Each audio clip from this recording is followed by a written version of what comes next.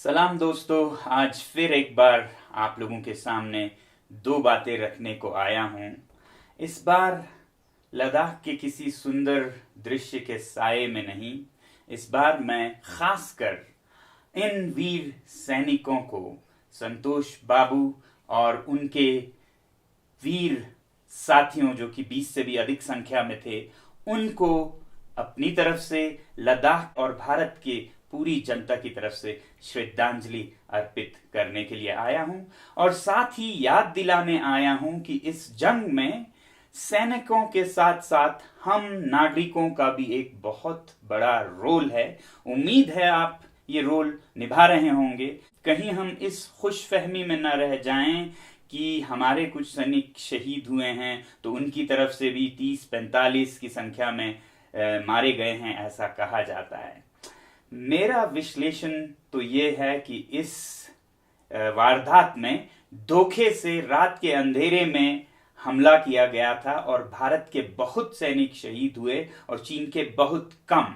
रिपोर्टें बहुत आ रही हैं, मगर मुझे विश्वसनीय इस समय ये जो IBN 18 में एक रिपोर्ट निकली जिसमें कि सरकारी अफसरों का हवाला दिया गया है और जो गालवान वादी से सर्वाइवर्स लौट के आ रहे हैं और लेके अस्पताल में हैं, उनका हवाला देते हुए कहा गया है। जरा देखते हैं क्या कहता है ये रिपोर्ट। इस रिपोर्ट में कहा है कि PLA के डेथ स्क्वाड्स यानी मौत के दस्तों ने इंडियन आर्मी के जवानों को हंट किया, शिकार किया। रात के अंधेरे में उन्होंने हमला किया और उनके पास लोहे के छड़ियां और कांटेदार लाठियां थे जिनके साथ उन्होंने कत्लेआम किया। यहां तक कि निहत्थे सैनिक जो कि पहाड़ी पर चढ़े थे उनको भी ढूंढकर पकड़कर मारा गया और इनमें से बहुत तो गलवान नाले में कूदकर मर चुके हैं। सरकारी सूत्रों के अनुसार 2 दर्जन के करीब जवान अभी मौत से जूझ रहे हैं अस्पतालों में और 110 जख्मी हुए थे। इस तरह से लगता है मृतकों की संख्या शायद 20 से 30 के बीच में रही हो। अब अगर चीन की तरफ कितने मौतें हुई उसका अगर बात करें तो मुझे नहीं लगता है कि ज्यादा वहां पर हताहत हुए हैं, क्योंकि अगर चीन इस आंकड़े को नहीं बता रहा है दुनिया को, 2 कारण हो सकते हैं। या तो बहुत ज्यादा मरे हो इसलिए वो न बताना चाहता हो, या फिर इतने कम मरे हो कि इसलिए नहीं बताना चाहता हो। ज्यादा मरे हैं ये तो नहीं हो सकता, क्योंकि उन्होंने ही रात के अंधेरे में धोखे से वार किया है, तो बहुत ज्यादा नहीं मरेंगे। बहुत कम मरे हो तो हाँ, क्योंकि वो हमला करके नुकसान करके अब इल्जाम से बचना चाहते हैं, तो इसलिए वो संख्या शायद नहीं बता रहे हैं। यूं अगर देखें तो चीन के ही ग्लोबल टाइम्स के संपादक, जो कि एक सरकारी अखबार है, उन्होंने ट्वीट में कहा है कि हमारी सरकार संख्या नहीं बता रही है और ये एक गुडविल जेस्चर है। अब गुडविल तब हो सकता है जब अगर असली संख्या बताएं वो 5 या 10 हो तो भारत के लोग नाराज होंगे, सेना नाराज होगी और जवाबी कार्रवाई की सोचेगी। उससे बचने के लिए वो ये संख्या को छुपा रहे हैं और इसे गुडविल कह रहे हैं। मेरा विश्लेषण ये है कि वो इसलिए नहीं बता रहे हैं क्योंकि उनको डर सबसे ज्यादा भारतीय नागरिकों के वॉलेट वॉर से है। क्योंकि अगर वो ये संख्या दिखाएं और जनता हमारी और नाराज हो तो उनको अब तक जो चोट पहुंची है वो और जोर शोर से पहुंचेगी।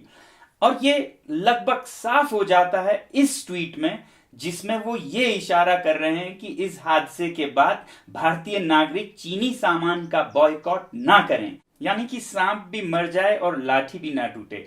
भारतीय फौज तो जवाबी कार्रवाई करेगी, समझदारी से करेगी, हमें उम्मीद है, क्योंकि ये दोनों देश न्यूक्लियाई देश है और चीन को ये समझना चाहिए कि भारत अगर अपने 160 न्यूक्लियर हथियारों में से 10 भी इस्तेमाल करे तो चीन के सारे शहर तबाह हो जाएंगे। तो ये एक बहुत ही पेचीदा संगीन मसला है। बहरहाल ये हम उम्मीद करते हैं हमारे सैनिक देंगे जवाब, मगर हम नागरिकों को क्या जवाब देनी है उस पर हमें अड़े रहने की जरूरत है। करीब 2 हफ्ते पहले जो हमने एक आंदोलन छेड़ी थी boycott made in China with wallet power, ये अब भारत में बहुत ही इस पर जोर शोर से अमल हो रहा है, मगर फिर भी हमारे ही कुछ लोग इस पर सवाल उठा रहे हैं, कुछ वीडियो बना रहे हैं कि क्या ये असर करेगा। असर कितना हो रहा है हम चीनी अखबार के ही इन कार्टूनों और रिपोर्टों में देख सकते हैं। पहले तो चीनी अखबार ग्लोबल टाइम्स ने ये कहा कि भारतीय लोग तो चीनी सामान के बिना रह ही नहीं सकते, उन्हें ये कहने की जरूरत क्यों पड़ी अगर असर नहीं होता तो। फिर गूगल पर ऐसा दबाव डाला गया कि वो कुछ भारतीय ऐप्स को ही हटा दें। फिर ट्विटर पर दबाव डाला गया कि वो अमूल के इस ऐड को हटा दें। अगर असर नहीं होता तो इतना छटपटाता क्यों। और फिर अब तो ये साफ तौर पर ग्लोबल टाइम्स कह रहा है कल के हादसे के बाद कि भारतीय लोग इस आंदोलन में न पड़े और चीनी सामान का बॉयकॉट न करें। इसका मतलब सीधा है कि हमारे इस वॉलेट पावर का चीन पर पूरा असर हो रहा है, और असर हो रहा है तो हमें इस पथ पर बने रहना होगा। और फिर कुछ लोगों ने यह कहा कि भारत के ट्रेड या व्यापार का चीन पर असर नहीं पड़ता, सिर्फ 3% है उसके व्यापार का।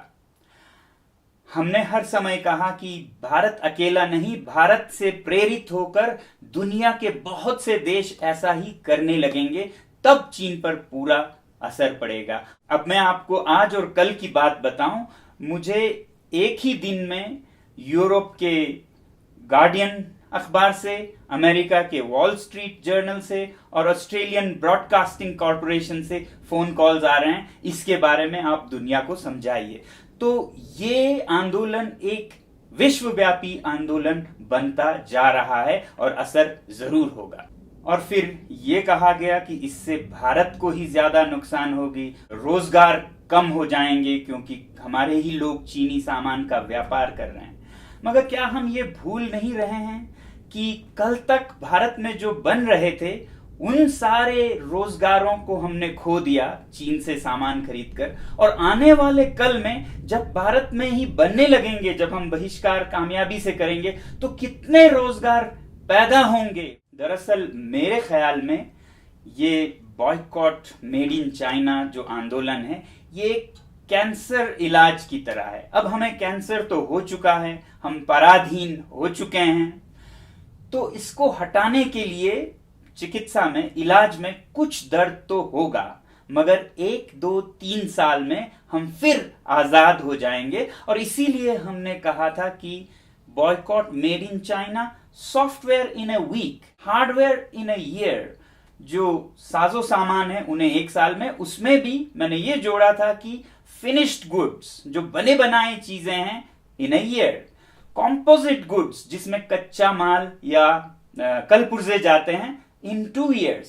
और 2-3 साल में वक्त मिल जाएगा उद्योगों को नए नए अवसर बनने में। और फिर ऐसा समय आएगा कि सारे दुनिया के और देशों से, और खासकर अपने देश से, तमाम सामान बनकर हमारे सामने विकल्प के रूप में आएंगे। हम करके तो देखें ये इलाज 2-3 साल तक। और अगर ये आंदोलन जारी रहा और पूरे विश्व में फैल गया, तो फिर 3-4 सालों में तो शायद चीन की जनता खुद आजाद होके एक नया राष्ट्र बना होगा, और हम उनसे खुशी से व्यापार भी कर रहे होंगे और मिलजुल कर रह भी रहे होंगे।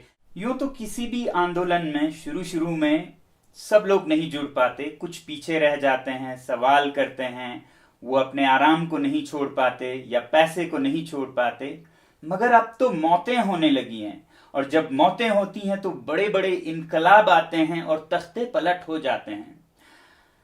ट्यूनीशिया में जब अरब स्प्रिंग आया तो ये एक सब्जी वाला मोहम्मद बौजीजी, जब उसकी मौत हुई तो पूरा देश जल उठा और तख्ता पलट हुआ कई देशों में।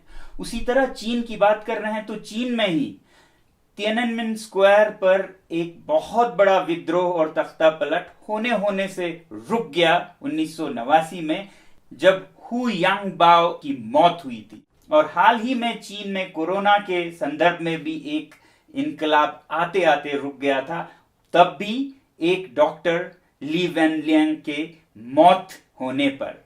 अब हमारे वीर संतोष बाबू और उनके 20 साथी शहीद हुए हैं, अब तो पूरा देश एक साथ जागे, उठे और कार्यवाही करे अपने वॉलेट्स के साथ और उनके मौत को व्यर्थ न जाने दें। मगर फिर लोग असमंजस में पड़ जाते हैं, कंफ्यूज हो जाते हैं जब सरकारी अभियान जैसे माई गव इंडिया टिकटॉक पर ही अपना अकाउंट खोलते हैं, जब पूरा देश उसे हटाने में लगा है। तो मेरी गुजारिश है कि हमारी सरकार भी इस पर ध्यान दे। और जो टीवी चैनल्स हैं वो एक तरफ चीन से बॉयकॉट की बात कर रहे हैं और दूसरी तरफ चीनी सामान के एड्स चला रहे हैं। तो मेरी आपसे, जनता से गुजारिश है कि जिस भी चैनल पर जब भी कोई चीनी सामान का ऐड आए तो चैनल बदल दीजिए, चैनल बदल दीजिए, इतना बदल दीजिए कि उस चैनल का टीआरपी घटकर 0 हो जाए और वो भी फिर जनता के साथ इस मुहिम में जुड़ जाएं। मुझे पूरी उम्मीद है कि आप लोग न सिर्फ अपने स्तर पर बल्कि पूरे देश स्तर पर इस आंदोलन को बढ़ाएंगे कि इतिहास में ये लिखा जाएगा कि ये आंदोलन भारत से निकली थी और विश्व में ऐसे फैला कि संसार का नक्शा बदल गया। जय हिंद।